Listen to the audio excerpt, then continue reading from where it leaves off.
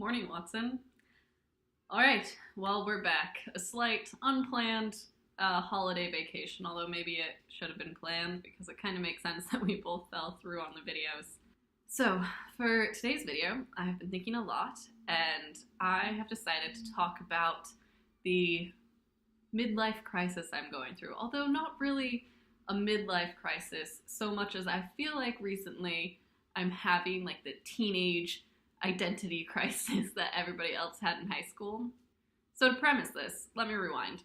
Something you already know is I did ballet for 15 years of my life, which means for basically my whole childhood into early adulthood, when someone was like, oh, who are you? What do you do? Tell me about you. I could be like, I'm a ballerina. I dance. That's what I do. That's who I am.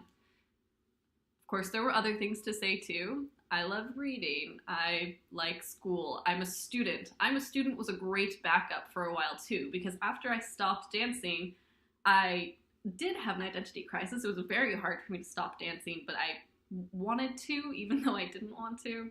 You get it, so I don't really need to explain it.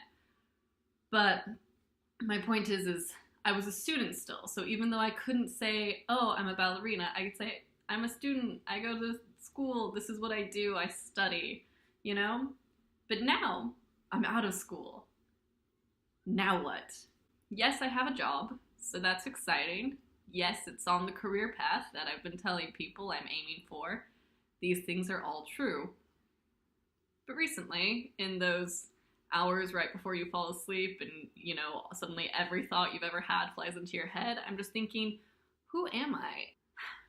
And I don't know, it's not a question that's bothering me on the day-to-day. I feel fine, I know who I am, but I don't have, like, an identity right now, I feel like, to say, like, oh, I'm a ballerina, oh, I'm a student, because somehow saying, like, oh, I have a job isn't the same. It's not an identity, because every adult has a job, and so you have to have an identity beyond, like, I'm a worker bee.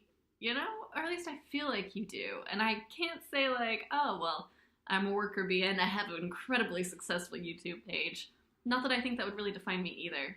I've just realized I'm really spiraling, and this is just the lead up to my point, is that I'm having a bit of an identity crisis, but the light at the end of the tunnel is I just finished reading Becoming. Ooh, you can see the reflection of my computer in there. Yes, Becoming. And it was so good. Stephanie, it was so good. Everything about this book is good. I can't even think of a better word, because as I was reading it, I realized that I had such a good childhood in that I had amazing role models, not just like in my parents, not in the people in the schools I went to, but like we were so lucky to grow up in an era where ceilings were being broken, and they were ceilings that I wasn't even aware of because I was so little that it's like, why couldn't a black man be president? It was something that didn't register to me as special in the moment, but then in hindsight, I'm like, wow, what incredible things were happening. What amazing strides this powerful woman was making in the White House. What incredible things were happening, and I took them all for granted. And I think this is trying to circle back to my identity crisis. The reason that this has all been such a revelation to me is because part of the reasons I'm feeling so confused about who I am is because stuff is falling apart in, like, my personal life. That's maybe too much information.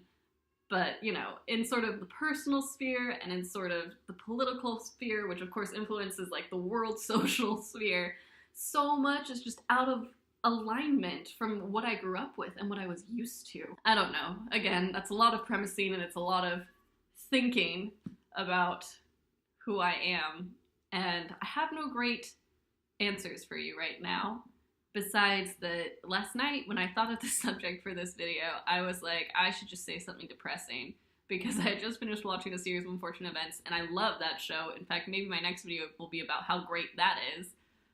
But then today, when I finished this, I was like, it's okay. It's okay for me to be unsure about exactly where I am right now. It's okay for me to doubt a little bit this negative swing that is the world and is life right now, because, it's just part of the process.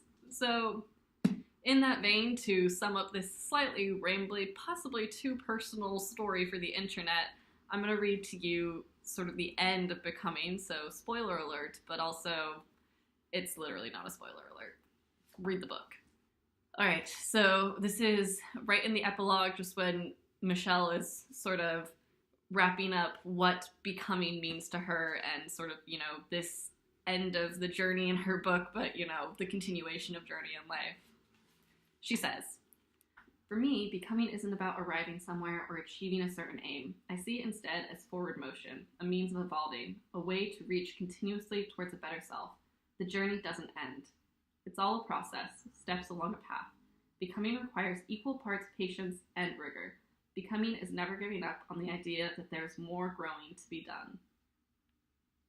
You get it. You get why, after having my nighttime anxiety attacked about who I am and sort of a negative outlook on it, that I read that today and I was like, oh, this is just a step. And I know it's stupid because everybody knows that that's how life is, you know, that you have swings both directions, that you're going to have an identity crisis eventually. But I don't know. I'm feeling okay with it today. And also, please read Becoming.